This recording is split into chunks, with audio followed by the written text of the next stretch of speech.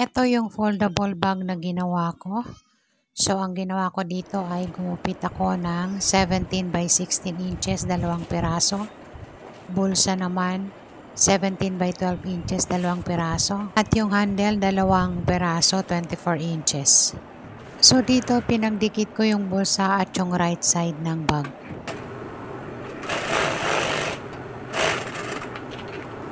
Dito naman ay sa wrong side naman ako naglagay ng bulsa.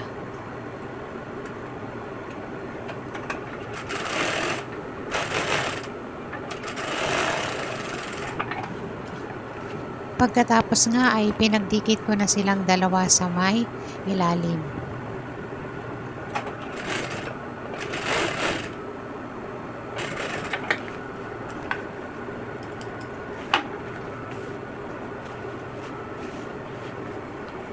Pagkatapos pagdikitin ay kinuha ko yung center ng bag para mapasadahan ko yung magiging division ng bulsa.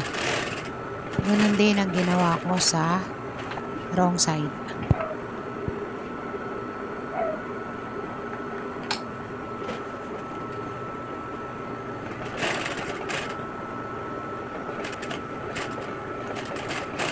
Pagkatapos mapasadahan, ikakabit ko na dyan yung strap ng bag. Ang distance ng bawat strap niya ay 8 inches. Okay, so nilagyan ko muna ng pin bago ko tahiin.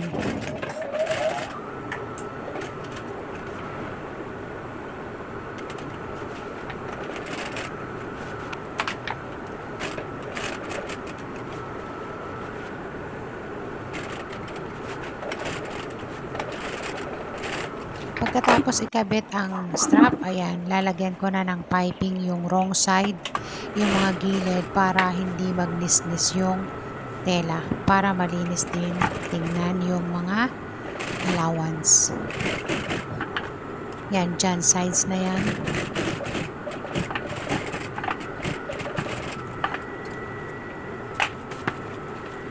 At tinahi ko na din dyan yung corner ng bag kung sa may bandang putan.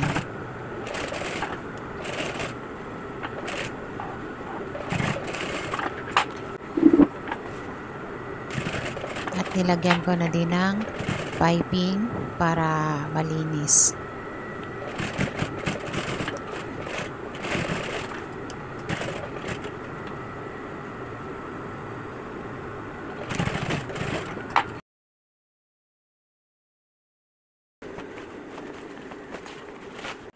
So, gawa naman tayo ng coin purse. Gawa naman tayo ng maliit na wallet para sa paglalagyan ng foldable bag. So, dyan ay nilagay ko na yung zipper. Then, yung kabila naman tayan.